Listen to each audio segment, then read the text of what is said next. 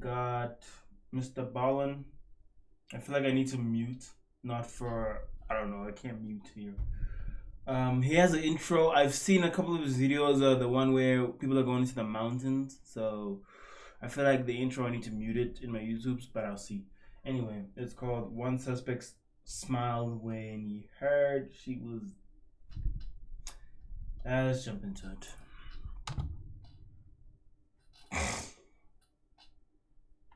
Oh, my back. Oh, I'm out. Okay, I'm fine. Yeah, I'm sorry that chat is not appearing. It's just that for some reason it's not working. I wanted your chat to appear at the bottom, but it's not. I clicked the video. Okay, full screen, full screen.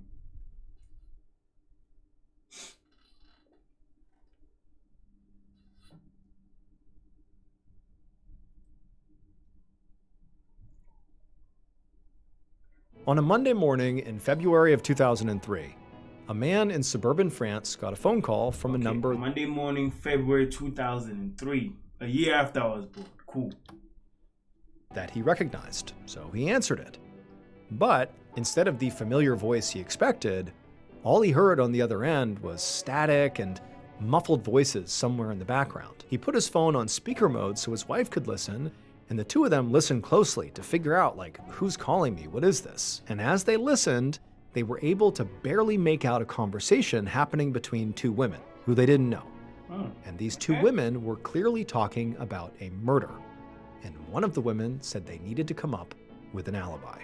But before we get into today's story, if you're a fan of the strange, dark, and mysterious delivered in story format, then you've come to the right place because that's all we do, and we upload 2, 3, even 4 times every week. So if that's of interest to you, in the dead of winter, sneak into the Like Button's house and cut off all the sleeves to their coats and jackets. Also, please subscribe to our channel and turn on all notifications. I never understand why he hates the like button that much, bro. You cut off the sleeves of every coat and jacket, yo. Not even my shirts, just what you. Anyway, let me relax. So you don't miss any of our weekly uploads. Okay, let's get into today's story. Yeah, this is the part I need to mute to my YouTube video.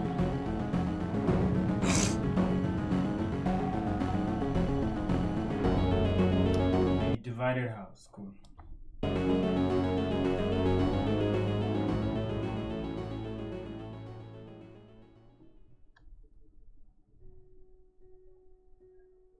On the afternoon of Friday, February 7th, 2003, a 52-year-old woman named Monique Lejeune cleared the table after lunch at her house in Cologne, France. Her husband, Claude, and 2 of her adult sons, Franck and Pascal, were at the table.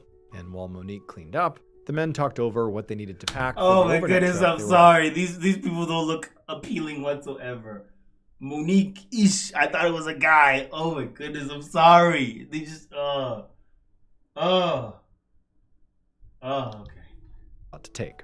They were heading to a family gathering near Paris, about 3.5 hours away, to celebrate Claude's sister-in-law's retirement. Monique was not going to go, and she had told her family it was because somebody had to stay home with their 4 dogs. And that was true, but there also was another real reason why Monique did not want to be there. And it was because she just didn't get along very well with Claude's family. So Monique and Claude had gotten married almost... Okay, so Claude, the wife, doesn't want to go see this guy. No, not Claude. Monique. Sorry, I'm sorry. Monique doesn't want to go see Claude's family. Cool. That's what I'm getting. 20 years earlier. But at the time, they both already had multiple kids from previous marriages. Monique had 3 boys, and Claude had 5 girls. And for a while, the 2 halves of the blended family had gotten along quite well. But over time, there were some personality clashes between Monique and her 5 stepdaughters.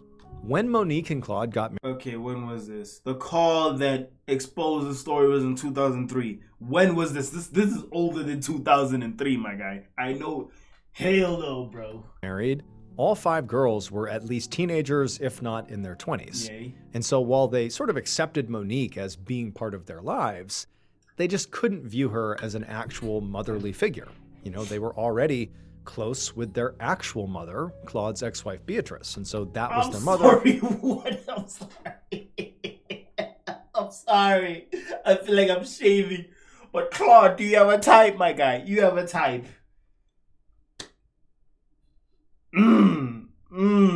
Claude, my guy, you have a type. You what?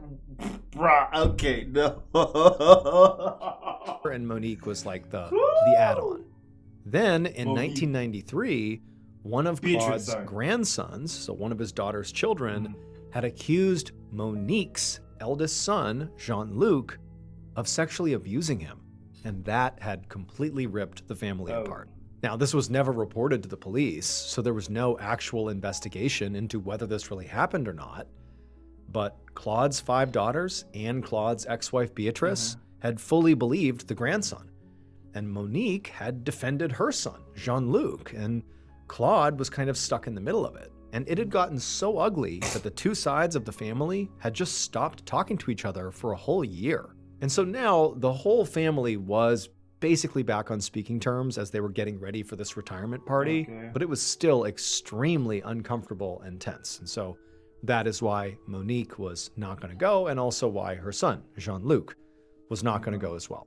Finally, around 3 p.m., as Claude and the two sons wheeled their suitcases out to the car, Monique went to the front door and she said goodbye to them and then watched as they hopped in the car and drove off. A few hours later, around 6:30 p.m., Monique heard a knock on the front door. And when she opened it, it was her son, Jean-Luc, and he was standing there holding up his bicycle. He told his mom he was just stopping by on his way home from work.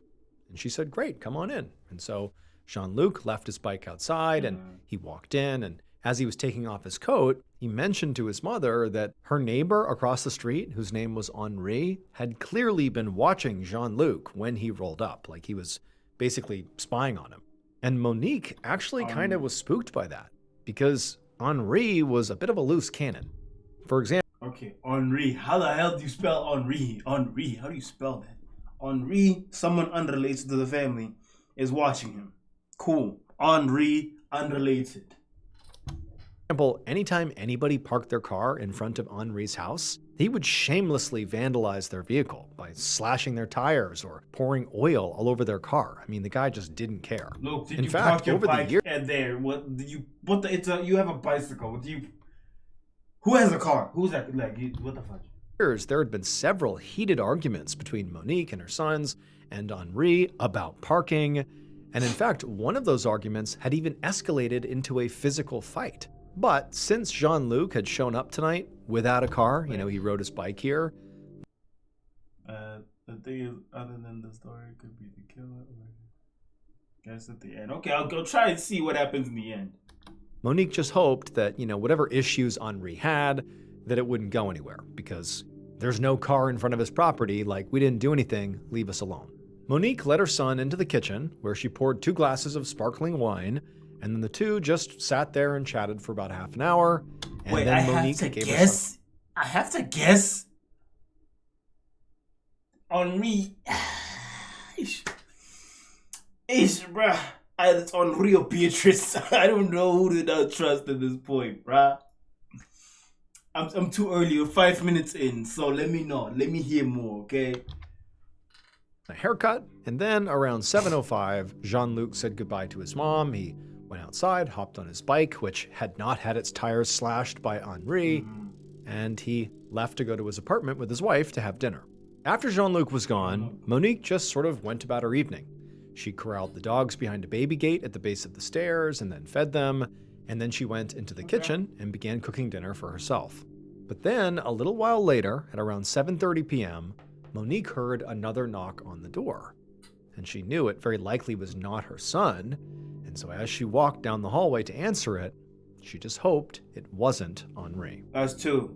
The following morning, the woman who lived next door to Monique woke up feeling pretty tired.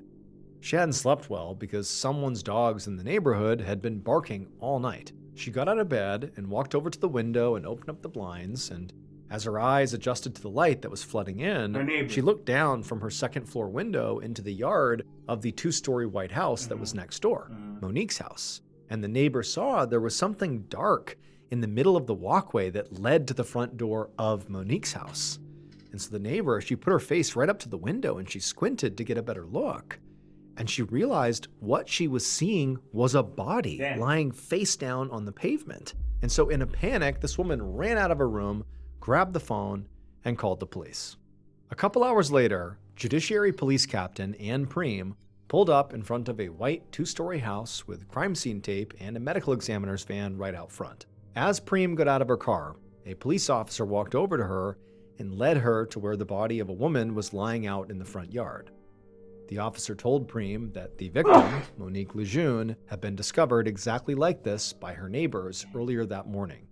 And based on the progression of rigor mortis, the medical examiner estimated that Monique had likely died between 8 p.m. and midnight the night before.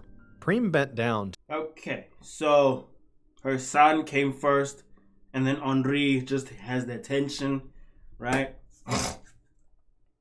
Then based off of how long the body was there, she passed away at 8 p.m. or midnight.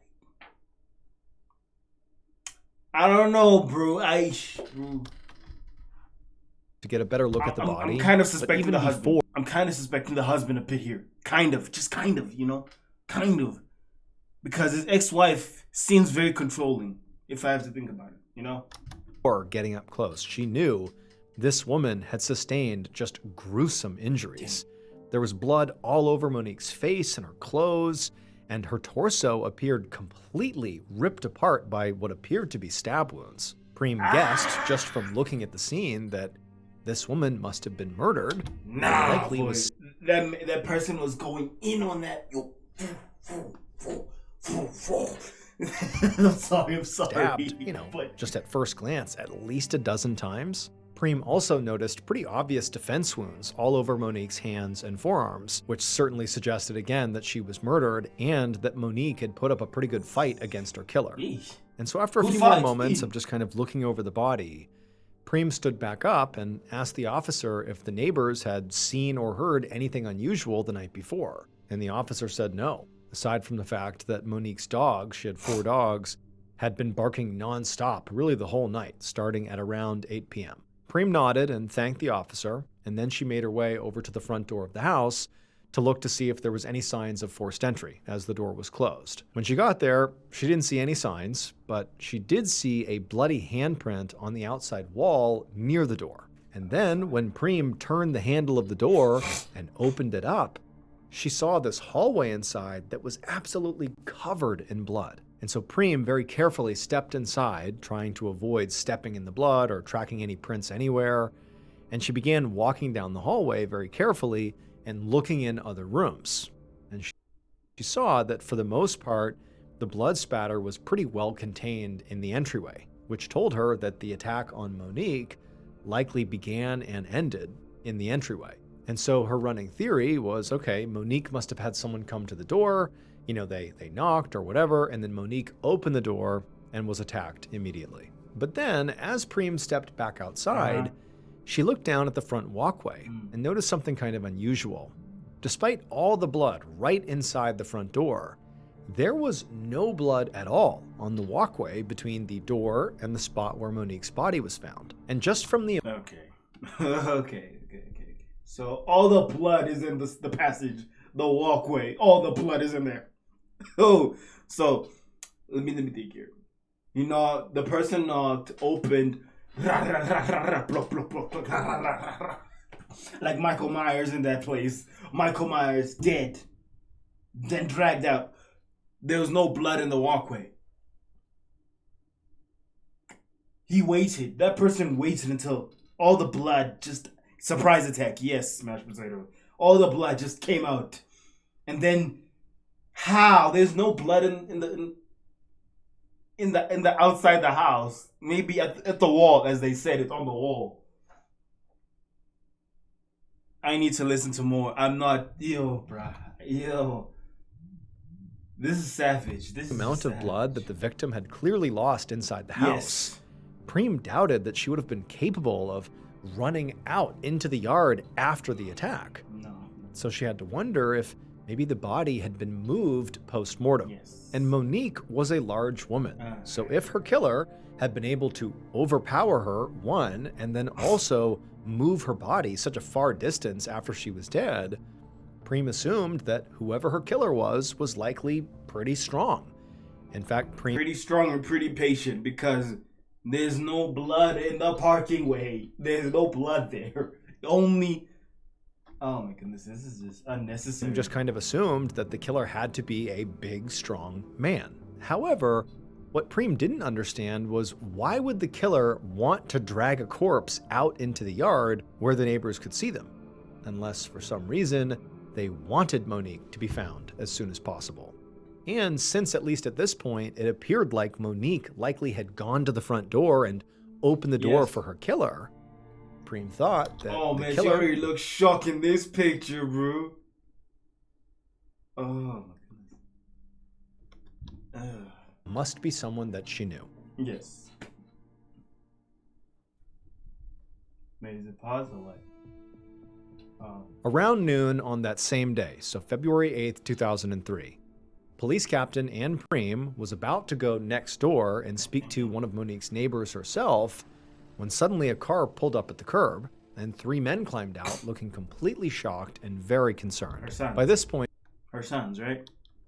Preem had learned from the neighbors that Monique had a husband and also adult sons. And so Preem assumed that these men must be them. Yeah. So right away, Preem hurried down the walkway to cut the men off, to keep them from entering the crime scene. And the 3 men, they just began crowding around her, asking her, like, what's going on? Where's Monique? What's happened? And she told them that, unfortunately, Monique had been stabbed to death. And at first, all 3 of them just went completely silent. And then one of them, one of the sons, just began to cry. Preem then told them that they couldn't go into the house because it was still an active crime scene. So instead, she led them over to the curb and they all sat down. Preem could tell the men were in shock because as much as one man was crying, it just seemed like they couldn't even process what they were told. You just saw her yesterday. It was important to find out what Monique's family knew as soon as possible. So Preem pulled out a notepad and gently asked them about the last time they had seen Monique. The husband, Claude, said that they had all left the house around 3 p.m. the previous afternoon, leaving Monique at home alone. They said they had gone to a family gathering near Paris that evening and stayed overnight, and they'd only now just gotten back into town, and they'd seen this whole scene out front, the police tape and police. They had no idea what was going on. Eventually, Preem asked Claude to tell him all the names of all the people in their family, all their adult children, Claude's ex-wife, Monique's ex-husband, everybody. But as Claude was giving this information, he told her that he just couldn't imagine anybody in the family being involved in this. Preem nodded, but she knew that it was entirely possible that family was involved. I mean, unfortunately, this stuff does happen. But she didn't give that off. Instead, she just said, well, can you think of anyone who would want to hurt Monique? And Claude thought about it. Well, Bridget? His ex-wife? Claude's ex-wife? That's it. That's all I got. Claude's ex-wife, the neighbor. I forgot the neighbor's name. Not the next door neighbor, not the woman. The one across the street. But, nah. Some people are that crazy, man. They go crazy over some small things, So. About it and just said no. She lived a pretty normal and uneventful life. But then one of the sons piped up and mentioned that actually there might be someone. He said her neighbor, Henri. And he pointed across the street at the house. A minute later... Henri, not Henry. It's Henry. You keep saying Henri. It's Henry. Henry. Yes, the neighbor sounds like a crazy person. Henry. Preem was knocking on the front door of Henri's house. And after a few seconds, a middle-aged man answered the door. And he was very curious about what was going on across the street. And eventually, Preem told him that, well, your neighbor Monique has been murdered. And you're a suspect. And when she said that, Henri smiled. So arrest that man. He did it. Arrest that man, right? I don't know, bro. If my high school friends told me that the person I hated from high school passed away, I would smile. I would smile a bit. I would smile. But I would, bruh. I can explain it, but it's suspicious, though. Man, no. Not looking good. Henry, it's not looking good. Henry. Immediately, alarm bells are going off in Preem's head. She's thinking this guy is very suspicious. And she asked him, can I come in and look around then?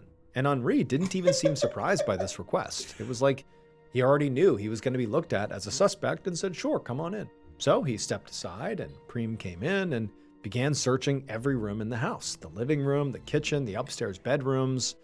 But despite looking everywhere, she didn't find any traces of blood or really anything else suspicious or unusual. So eventually, Prem made her way back into the living room where Henri was waiting, and she asked him, where were you the previous evening? And he told her very casually that, well, he and his wife were home. They were here. Prem thought this was a... Okay, I'm trying to remember. When does this event take place? Because I know the call takes place in 2003, January 2003. But when does the event of the take place? When does the event of the attack take place? Because it can't be in 2003. I know there are places that look that old, but still, bro. Because I was gonna say, isn't it like DNA things just to check, pretty weak alibi, but she made a mental note to follow up with the wife and confirm it later. Next, Prem asked Henri if he had seen or heard anything out of the ordinary the night before, and Henri said no, except that maybe around 7 p.m., he had seen one of Monique's sons leaving her house on his bicycle. And at this, Prem perked up because the family had told her that Monique had a third adult son named Jean-Luc, who had not gone to that party in Paris. And if Henri was telling the truth, it meant that Jean-Luc was very likely the last person to see Monique alive. And maybe he was even the killer. The next morning, Prem led a forensics team up the stairs of a rundown apartment building in a sketchy part of town. She knocked on the door to Jean-Luc's apartment, and a moment later, a young man answered. After confirming that he was Jean-Luc, 2 officers led him away to be questioned back at the station. Meanwhile, Prem went in with the forensics team to search his apartment. And pretty quickly, as Prem was walking around the living room, one of the other officers called her over to look at something. And so she walked over to him, and she saw he had his flashlight out and he was pointing it at something on the wall. And when she got close enough, she could see that what he was highlighting were what appeared to be tiny drops of blood. And so Prem pulled out her flashlight, and she too began scouring the walls and the floor near the stairs, looking for any more blood. And she found a few more red droplets near the doorknob to a closet. And so she opened the closet up, and inside was a bike. And she shined her flashlight on the bike, on the wheels and the frame, and she saw all these reddish-brown splatters all over the underside of it, as if whoever had ridden this bike last had basically drove through a puddle of blood. An hour later, Prem walked into an interrogation room at the police station where Jean-Luc was sitting with his head in his hands. He looked up as she entered, and he had this very scared and confused expression on his face. Prem sat down across from him and right away asked him what he had been doing at his mother's house on the night of February 7th. Jean-Luc said he had just stopped by after work, as he often did, and he only stayed for maybe half an hour before riding his bike back home. When Prem asked him if he had gone straight home afterwards, Jean-Luc said no, he hadn't. He explained that his wife's brother, Christophe Gressier, lived in the same apartment building as they did on the floor right below them. So before going up to his own unit, he said he just stopped by to chat with Christophe for a few minutes, and then after that, he spent the rest of the night in his own apartment with his wife. However, to Prem, she felt like there had to be more to this story because they had found what appeared to be droplets of blood sort of scattered throughout Jean-Luc's apartment, and then there was blood, or at least what appeared to be blood, on the underside of his bike. And so she figured, maybe if she pushed hard enough, she might be able to get him to change his story. So she told him point blank they had found blood in his living room, and they were now sending it to the lab for analysis. And when Jean-Luc heard this, his face went bright red, and he began stammering that I can see it, bro. I get those a lot. I get those a lot. That the blood was very likely from a neighbor who had injured himself while visiting a few days earlier. Prem nodded, but then told him, they'd also found blood sort of all over his bike. And Jean-Luc, he sort of hesitated and stuttered and stammered, but really couldn't come up with any way to explain that. At this point, Prem felt like she had Jean-Luc right where she wanted him. So she just told him to be quiet for a second and just roll up your sleeves so she could look at his arms. Prem knew, based on the defensive wounds on Monique's body, that she likely had fought back really hard, and she must have left at least a few scrapes or bruises on her killer. However, when Jean-Luc finally, rolled up his sleeves, Preem didn't see a single scratch or bruise on his hands or arms. A few Check minutes his later, clothes. Preem Check his clothes, anything, coat or anything, man. Europe is always cold for some reason. left the interrogation room and walked to her office. Despite the lack of defensive wounds, Jean-Luc was definitely still acting suspicious, and she was not ready to let him go. But she also didn't want to get tunnel vision and completely ignore any other suspects, in case the blood inside of Jean-Luc's apartment did turn out to just be a big coincidence. So she sat down at her desk, and she opened up a file, and she began flipping through the notes of interviews that her team had already done with the rest of Monique's family and her neighbors. Monique's sons had mentioned in their interviews that there was definitely some tension between Monique and her 5 stepdaughters.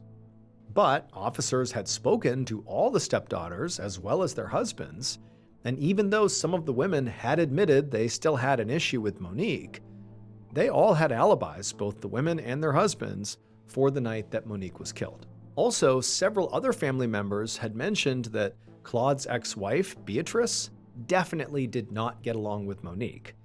But officers had tracked down Beatrice, and she just didn't seem like a very strong suspect. Not at all. She's not strong enough to carry someone, especially a body that's been rigor mortis, frozen outside. It's heavier with the blood, but it's difficult to carry once it's hardened. Your body is hardened. It's very... Hey, Beatrice and Henry. And now the neighbor. Now Jean-Luc's neighbor. Now I'm looking at that guy now. Beatrice had said, for the most part, she and Monique, even if they didn't get along, they just stayed out of each other's way, and that they hadn't seen each other in over a month. And also, Beatrice was remarkably tiny and frail. She was barely 4'9" tall. 4'9"? I'm sorry, 4'9". Oh, that's short. That is so short. That is short. Oh my god. I'm sorry. Oh, that is short. You could not carry that woman. Monique, you could not. She didn't do it. Maybe she sent someone. I don't know. Tall and 58 years old and just seemed really weak. So it just seemed almost impossible that she could have overpowered the much larger Monique and inflicted the injuries that were inflicted on her and then dragged her out to the front yard. It just seemed sort of impossible. And so, even though she wasn't totally ruled out, for the most part she was. Just then, she could have been the getaway driver. The getaway driver, she could have sent someone. I don't know, man. Preem's door. And when she looked up, she saw there was another officer standing there. And he told her there were 2 people here who wanted to speak to her. Preem nodded, and then a moment later, a very nervous-looking middle-aged man and woman came into the office. They sat down across the desk from Preem, and the man said they had information that could help with the Monique Lejeune investigation. Preem sat up and grabbed a notepad and said, "Okay, tell me what you got." And she began writing as the man explained that he was a co-worker of Christophe Gressier. And Preem immediately recognized that that was the name of Jean-Luc's brother-in-law. The one Jean-Luc... Wait, wasn't he the neighbor? Okay, my bad. Brother-in-law. Jean-Luc talked to the brother-in-law. Cool. Luc said he had visited on the night Monique was killed. That was the person he saw, apparently. He looks crazy. He looks crazy to me. Right after he left Monique's house. The man sitting across from Preem said that just a few hours ago, he'd gotten a call from Christophe's number. But when he answered it, all he could hear was a sort of muffled conversation between 2 women. And at first, this man thought what he was hearing was just an accidental call, maybe by Christophe's kid who was just pressing buttons at random. However, the man said when he put his phone on speaker, he and his wife, who was the woman he was with, they both started listening really closely, and they were able to make out a snippet of the conversation.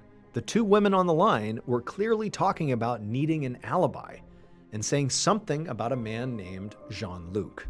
First, the women had said something like, "It's not Jean-Luc's fault, he's depressed."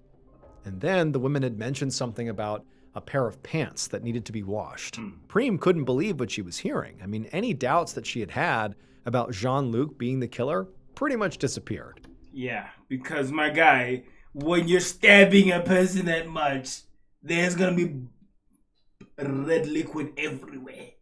everywhere. That person had to be fast. And if you're that fast, it's like, it's like you're just it's spraying all over you. That's why I'm like, where are the clothes? Was Jean-Luc wearing the same things on that day?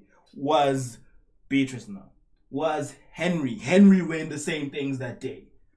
Now I'm looking at this guy. Nah, bro, nah. And so she took down the couple's names and contact info, showed them out of her office, and then once they were gone, she grabbed her keys and she headed out to go to Christoph's apartment. Christoph.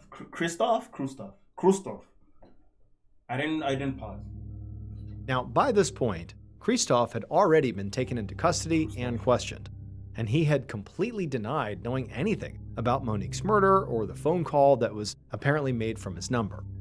But Prem hoped that maybe a search of his apartment would tell a different story. She walked through each room of the apartment until she found the washing machine. And there, she put on a pair of latex gloves, and she reached inside the washing machine and she pulled out a pair of pants that were still damp, as if they had just been washed earlier that day. And she held these pants up and kind of put them in the light, and she could see clearly there was a brownish stain on them. Let's go! She also noticed that these pants looked like they'd be way too small for Christoph, who was a pretty tall and burly guy. But they definitely looked like they would fit a guy like Jean-Luc, who was much smaller. Later that same day, so this is on February 10th, 2 days after Monique's body was found, Captain Prem was in her office when her phone rang. She answered it, and it was a technician from the crime lab telling her they actually already had the results from the samples that had been sent in for testing. Yay. And so Prem, she's Yay, there's DNA testing. Great, there's DNA testing. Good to know. Geared up, ready to hear some potentially, case-breaking news. But the tech told her that the stains that were on the bike, it was blood, but it was animal blood. Oh. He went on to say that the other little droplets of blood that were in Jean-Luc's apartment, like on the walls and near the door handle of the closet, it was blood, but not a match for Monique's. And then also those pants that had been found, that stain on the pants, that wasn't blood at all. That stain was just grease. Oh. Prem was very frustrated because in her mind, she had sort of zeroed in on Jean-Luc. It really seemed like he was their guy. But now they really had no physical evidence against him.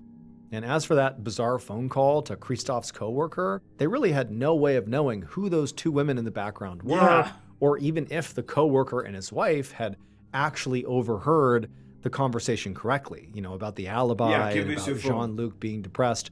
Who knows if they actually heard that. So Prem thanked the lab technician for calling with the update, despite how disappointing it was. And she was about to hang up when he told her to wait, because he had one more piece of news for her. He told her that during Monique's autopsy, the medical examiner had actually found DNA under Monique's fingernails. Hallelujah. Every freaking time. I love it when they always say underneath your nails. Ladies and gentlemen, when you're getting attacked, scratch that motherfucker. Scratch that person. Make sure in your death, your case gets solved. That's all I'm going to say. Likely skin cells from her killer that had been scratched off during the struggle. The technician said it would take at least another few weeks to analyze it, but once the results came back, they could definitely test it against DNA samples from any of their suspects, and maybe it would be a match. This definitely gave Prem some hope. Yes, please, yes. And after she hung up, she began making a list of everyone they would need to get a DNA sample from so they could test against it. She definitely knew she would need one from Jean-Luc and Christoph, and then also that neighbor Henri seemed like a strong suspect too. Prem had actually spoken to Henri's wife and confirmed that, at least according to her, they were together. Bro, you do whatever you can. You're biting, scratching, grabbing, licking? No, don't lick. You do whatever you can to get the evidence, bro. Yo. Whole night Monique was killed. But she also knew that spouses were very likely to lie for each other, so it was a flimsy alibi. So at this point, Prem felt like she definitely had 3 good potential suspects to get DNA from. But realistically, that was where her list ended. The rest of Monique's family had been ruled out by this point, and none of the other neighbors really seemed like suspects. And by all accounts, Monique lived a pretty quiet suburban life and just didn't really get into trouble with anyone, so there really was no one else. And so to Preem, it just felt like something was missing here. Like in the time I have between now and when the analysis is done on that DNA underneath Monique's fingernails, I need to see if there's something I've missed. And so over the next few weeks, that's what Preem did. She pored over all the evidence they'd collected, and she re-interviewed all the family members and spoke to all the neighbors. But despite this huge effort, nothing new came up that brought any other suspects into view. However, at the same time, this is early March by this point, maybe 3-4 weeks after the tech had said they would test this DNA. Early March. The call was in January. Dang, bro.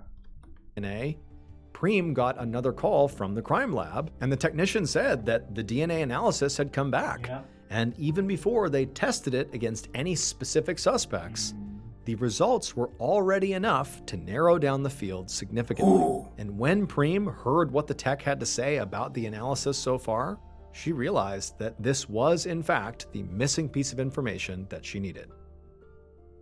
Based on this revelatory DNA evidence and also an eventual confession by the killer, this is what police believe happened to Monique Lejeune on the night of February 7th, 2003. February, what? Okay, wait, but the call wasn't, okay, no. February 2nd, 2003. Let's hear it, fine.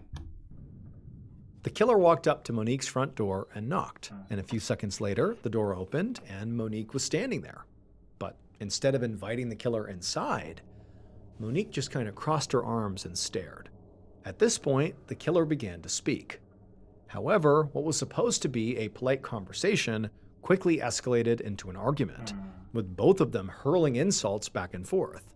And then at some point, Monique slammed the door in the killer's face. But before she did, she said one last thing that was apparently so inflammatory that it pushed the killer over the edge. And so without even stopping to consider what they were doing, the killer, after having the door slammed in their face and hearing this totally inflammatory line, they stormed over to their vehicle, which was parked nearby, and they grabbed the knife they kept under their seat for self-defense. And they carried that knife right back to the front door and knocked again. And as soon as the door opened, the killer pushed their way inside, and with a surge of rage, they just started stabbing.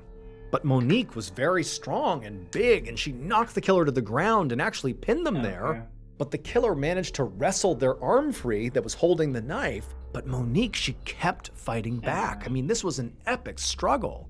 And also, the whole time this is happening, Monique's 4 dogs have basically come over to the gate, which butted up against the entryway, and they're watching this happen. And they're barking like mad, and Monique is screaming out in rage and panic and pain, until finally they were able to break away from Monique, who kind of had them pinned, despite, getting stabbed repeatedly. And then once the killer was free, they turned and bolted out of the house. The killer ran across the yard, got in their vehicle, began pulling away, and as they did that, they saw Monique stumble out the front door. She took a few steps down the walkway and collapsed to the ground. But the killer didn't wait around to see if she was really dead. Instead, they sped away. And then they stopped at a supermarket parking lot and threw the murder weapon, knife, in a trash can. And then the killer went home, and they burned their bloodstained clothes in their stove. They thought that would be enough to destroy any evidence linking them to this crime, especially considering the fact that they knew they were like the last person anybody would suspect of such a horrible, violent murder. It would turn out the killer was the 4-foot 9-inch tall, tiny, frail Beatrice Mat. What the fudge, bro? What the fudge? What the hell? Beatrice, nigga. Beatrice. Fuck you.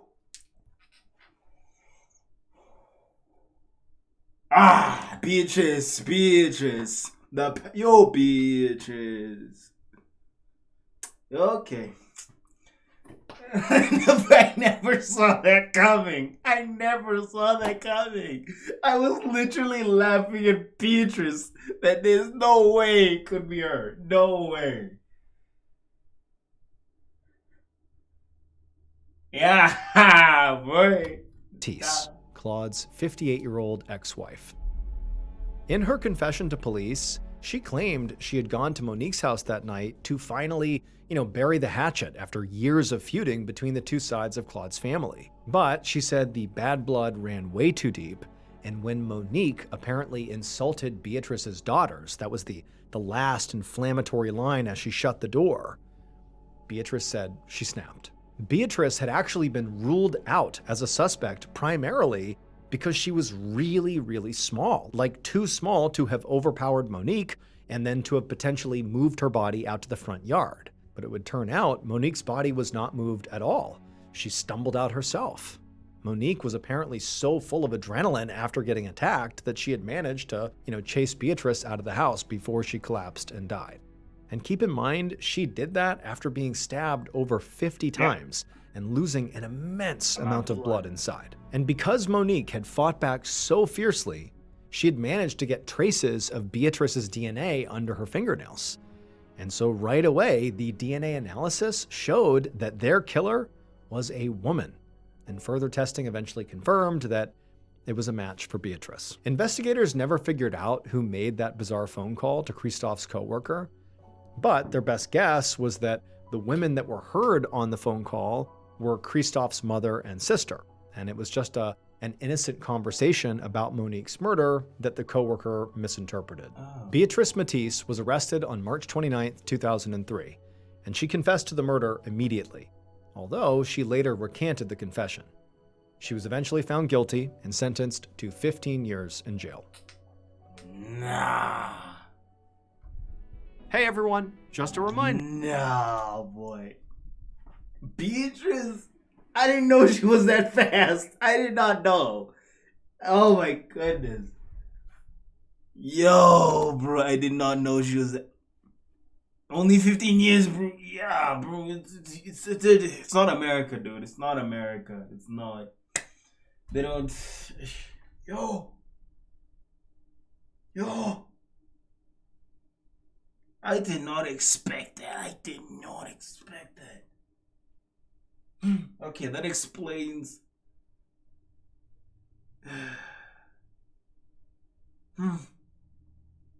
She's dead, bro. What do you mean she's already free? Do you mean Beatrice? Beatrice is already free. Do you mean Beatrice? That explains the handprint outside the house. She must have tried to. Hey, that adrenaline was leaving her body, man. That adrenaline was leaving her body when she was outside the house. Oh, wow. Oh, man, that was crazy. That was crazy, man. It's been so long. Oh, man, she's already... She's already free. Oh, wait. She is already free. That was 2003. She's already free. Oh, man, you're right. And because of... I don't know, behavior or whatever. Maybe she got out early. Maybe 2019 or before COVID, bro. It's a cruel world we live in, man. It's a cruel world. Man, I've never reacted like that to a Mr. Ballin video. I've never reacted like that. I did not see that coming. I really didn't.